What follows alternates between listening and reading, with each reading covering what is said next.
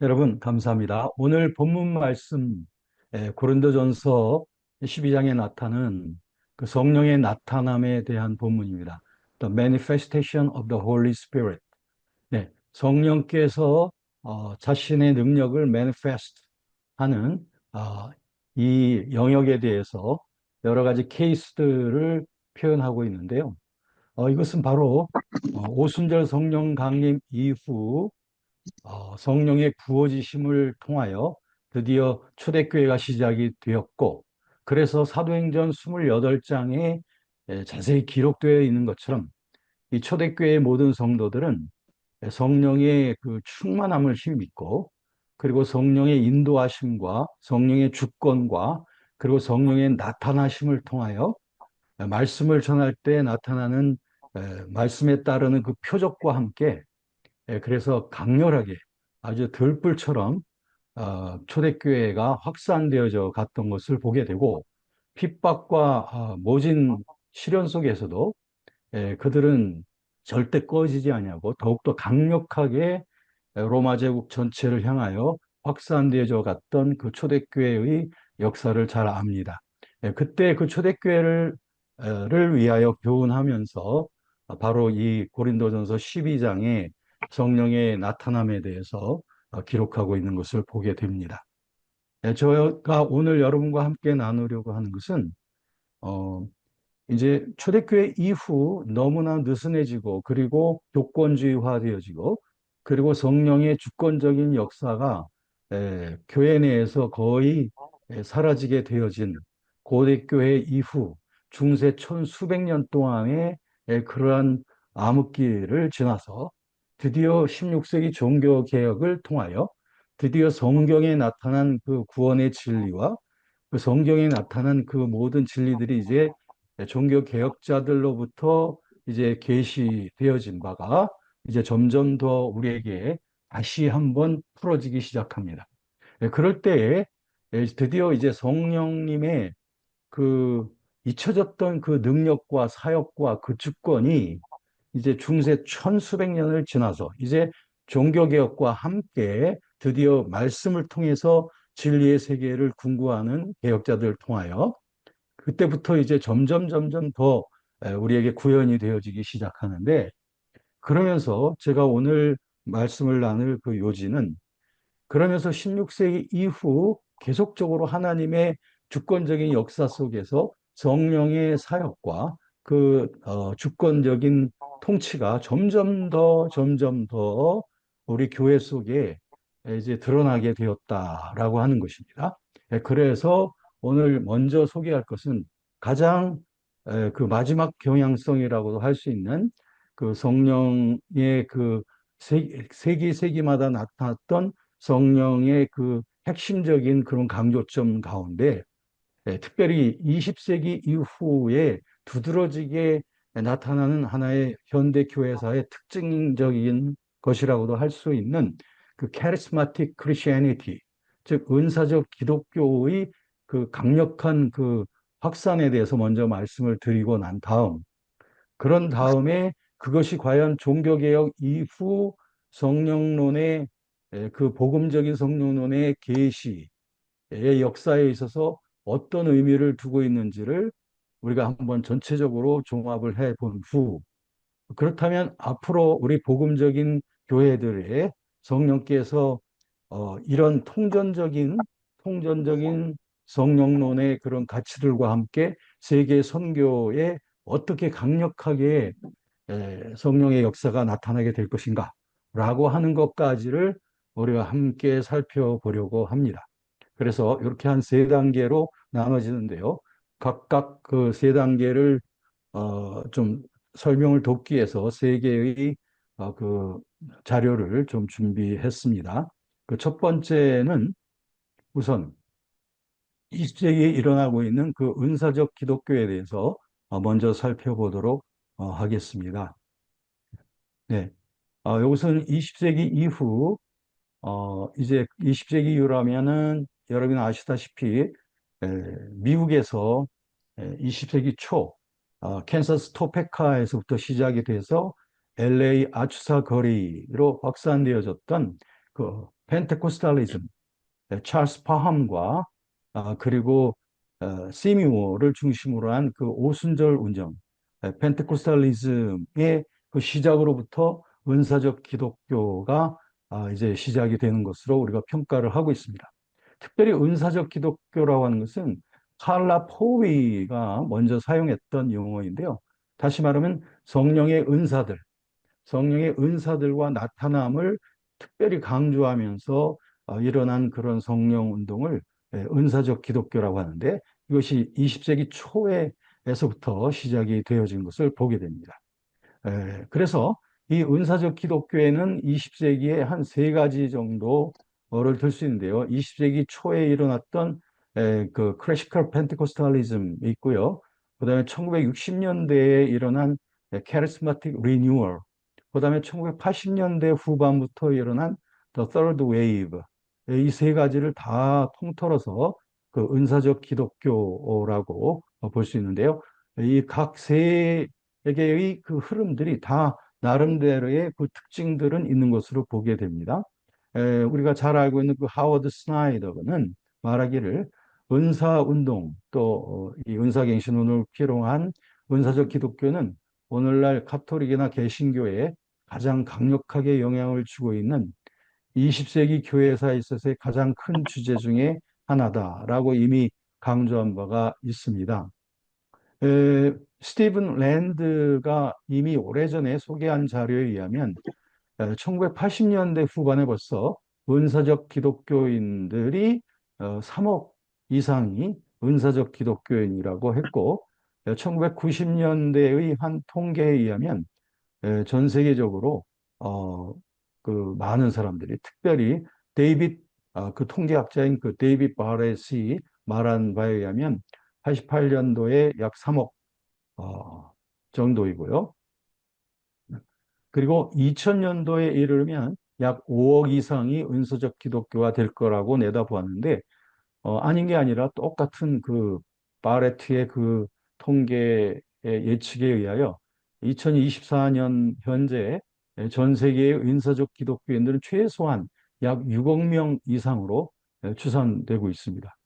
그리고 이들의 분포는 주로 아프리카, 아시아카, 그리고 특별히 라틴 아메리카, 이런 그 기독교의 제3세계 지역이라고 일컬어졌던 이런 지역에서 아주 매우 큰 성장세를 보이고 있는데요. 이런 지역에서는 기독교 인구의 절반 이상이 다 은사적 기독교 신앙을 따르는 것을 보게 됩니다. 저도 여러 지역을 다니면서 보다 보면 가장 커다란 그런 그 교단들이 아무래도 The Assemblies of God 이런 데라든지 이런 카리스마틱, 펜테코스탈 이런 쪽이 가장 그 강한 교파 형성을 보이고 있는 것을 저도 목도하고 있습니다. 네, 그래서 최근에는 이런 그 프란시스 셰퍼라든지 데이빗 플래스, 데몬스 이런 사람들이 은사적 기독교의 확장에 기여했고 또 남아프리카, 남아공 쪽에 이런 사람들과 함께 어, 빈야드 운동으로 알려진 존 윈버, 또 얼마 전에 타계하신 그 한국의 조영기 목사님, 이런 분들이 다 은사적 기독교의 확산에 기여를 한 인물들로 그렇게 평가를 하고 있습니다. 그러면 그 도대체 20세기 이후에 그 은사적 기독교를 꼭 셋으로 나눠야 되느냐? 그 이유는 그 세 물결들이 다 나름대로의 특성들을 갖고 있기 때문에 그러니까 공통적인 것은 당연히 공통적인 것은 카리스마틱하다는 것이 공통적이지만 나름대로의 그 특징들이 분명히 있기 때문에 시기적으로도 구분이 되고요. 이것은 1900 초 혹은 1960년대 이후 그리고 이건 1980년대 이후 그런데 이것을 한번 그들의 특징들을 조금 구분해 본다면 우선 성령 세례를 다 강조를 하는데 성령 세례의 그 시기가 언제냐? 근데 여기서 카리스마틱 펜테코스탈리즘에서는 회심 이후에 두 번째 경험으로서의 그 성령 세례를 분명히 강하고 있습니다. 그러니까 중생 이후에 성령 세례의 경험을 한다. 이렇게 보고 있는 게 전통 오순절주의죠. 그런데 은사 갱신운동이나 제3의 물결에서는 이 첫 번째 오순절주의보다는 성령 세례에 대한 견해가 좀 더 포괄적인 것을 볼 수 있습니다. 그래서 보통 개혁주의에서 보통 이렇게 말하는 것처럼 주로 성령의 세례에 의하여 거듭나는 것이다. 라고 하는 경향성으로 표현되어지는 경우가 점점 더 많아지고 있는 추세이고요. 그래서 이 성령 세례라고 하는 용어보다는 성령으로 충만함 받는다 또는 성령의 덧입힘 받는다, 성령의 능력을 받는다, 이런 표현을 더 많이 사용해 오고 있습니다. 네. 네, 그다음에 이제 방언에 대해서도 보면 전통 오순절주에서는 방언을 성령 받은 표적, 외적인 표적으로 강조를 해왔죠.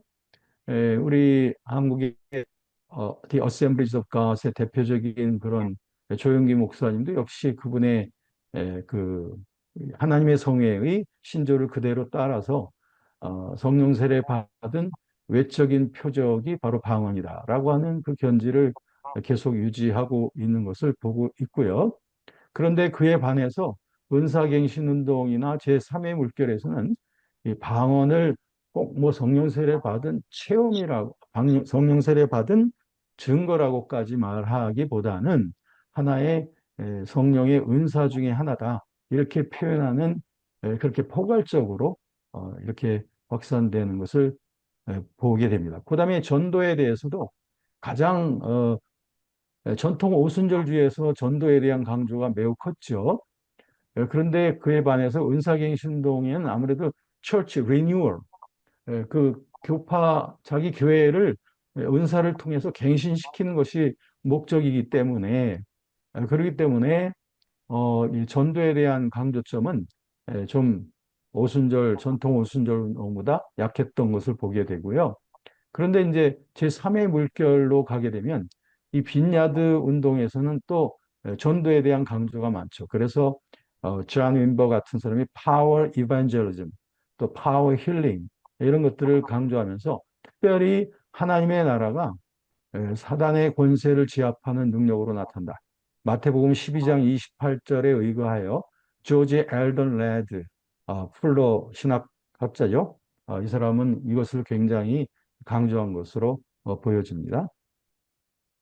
네, 그 다음에 또 보면은 이제 어, 그 다음에는 이제 참여자들의 분포에 있어서도 아무래도 초창기 전통 오순절주의에서는 중하리층에 특별히 그 흑인들 가운데서 많이 시작이 되었지만 이제 은사갱신운동에서는 백인들 층에서 되어졌고 그다음에 교파적으로도 굉장히 다양한 데서 일어나게 됐고 그다음에 전통 오순절주에서는 특히 피지컬 힐링, 육체적 치유에 많이 강조점이 되어 있었지만 은사행동에서는 이너 힐링 이런 것에 대한 강조가 또 좀 틀렸다고 하는 다르다고 하는 거 이런 것도 이렇게 구분이 될 수 있습니다.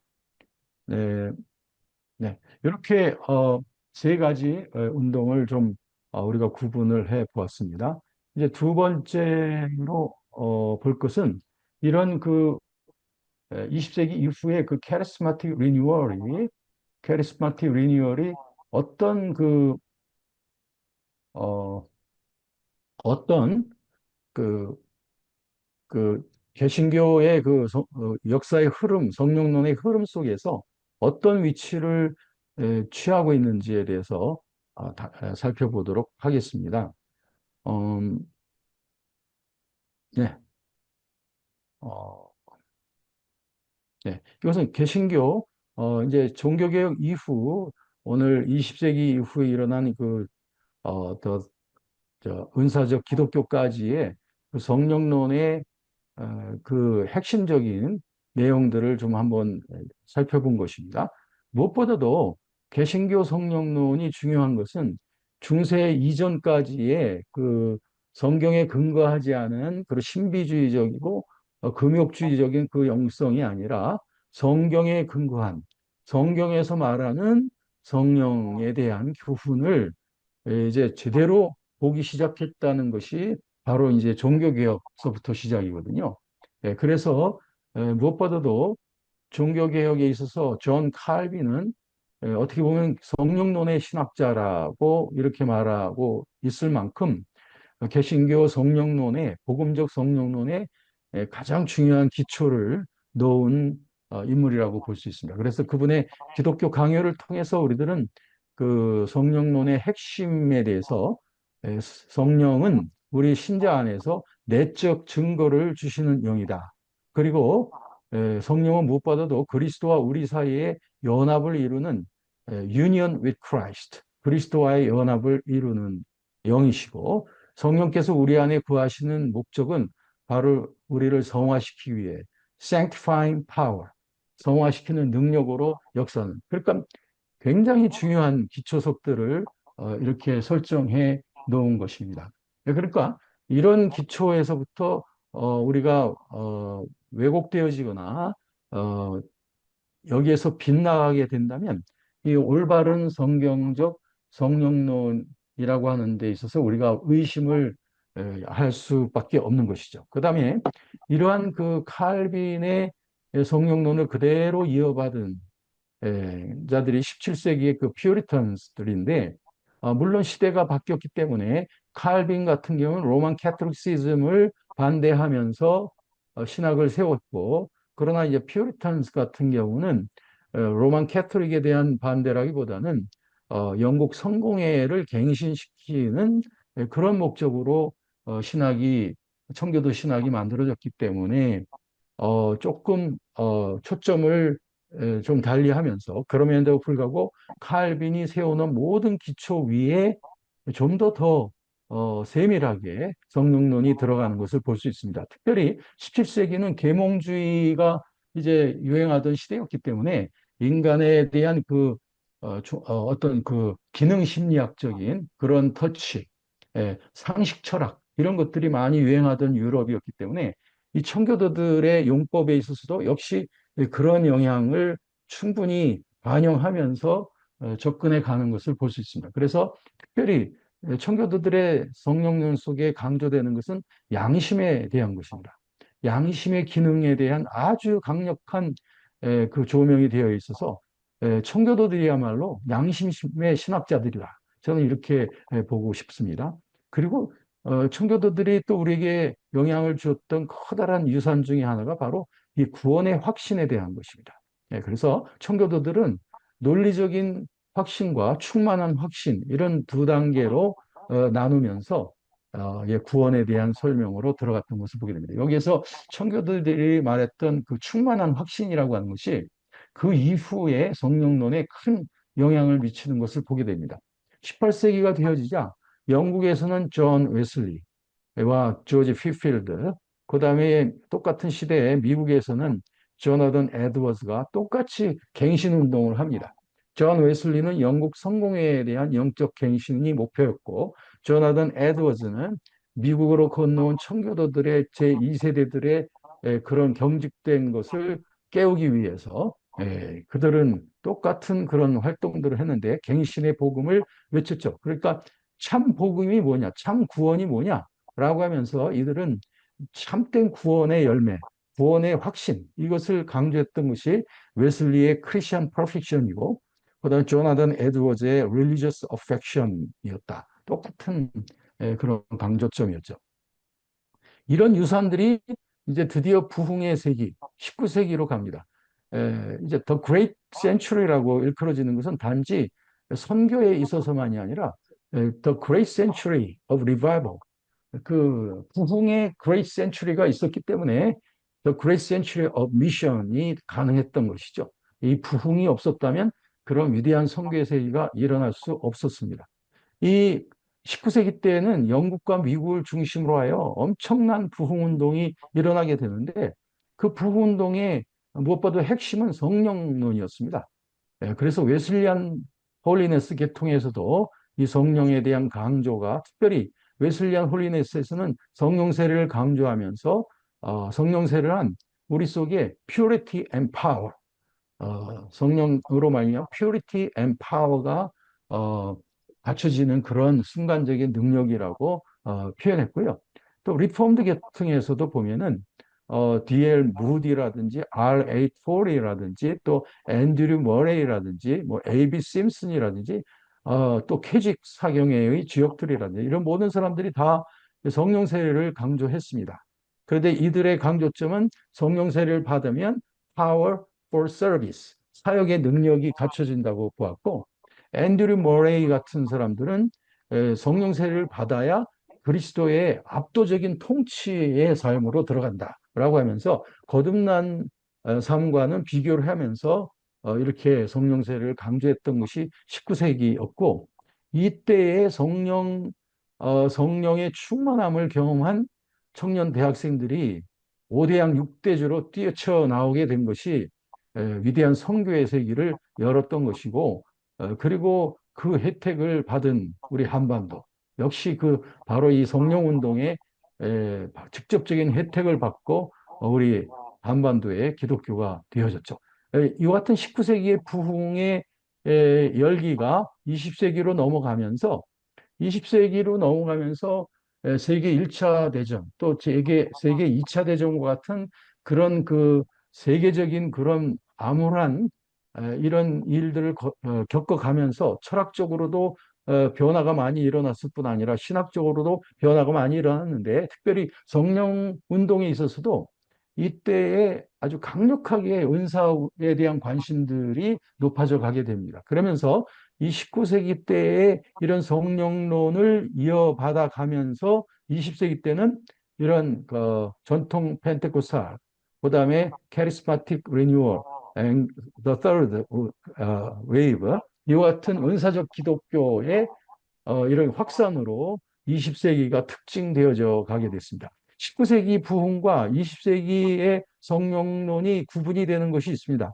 그것은 19세기 때 엄청난 성령의 능력에 대한 강조가 있었지만, 그러나 20세기에 비해서 보면 성령의 은사와 나타남에 대한 강조는 19세기 때는 좀 약했고, 거기에 대해서는 좀 부정적인 경향들이 많이 있었던 거죠. 예를 들면 이때 성령을 엄청 강조했지만 방언이나 예언이라든지 이런 부분에 대해서는 상당히 소극적인 태도를 갖고 있었으나 20세기 드디어 전통 오순절 이후부터는 이것이 아주 강렬하게 퍼져나갔던 거죠. 그래서 오늘 우리가 같이 읽어보신 고린도전서 12장 4절부터 11절까지 나타나고 있는 그런 성령의 매니페스테이션이 아주 강렬하게 표현되는 세기가 바로 20세기 이후의 그런 성령 운동의 흐름입니다. 자, 이와 같이 16세기서부터 현재 이르기까지 성령론의 아주 중요한 어떤 축들이 만들어져서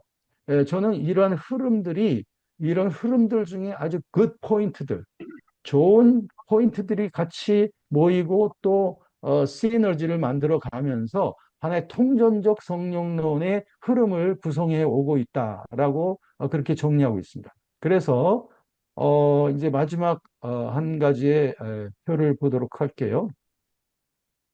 네. 이것은 지금까지 그 통전적 성령론의 흐름이 앞으로 이제 어떤 방향을 향해서 지금 모아져 왔는가, 계속 결집이 되어져 왔는가 하는 것을 16세기 이후 지금 21세기를 지금 들어와서 그동안의 통전적 성령론의 그 중요한 그 핵심들이 지금 모아져 지금까지 오고 있다는 거죠. 그래서 그 중에 가장 핵심이 되는 것은 The Lordship of the Holy Spirit입니다.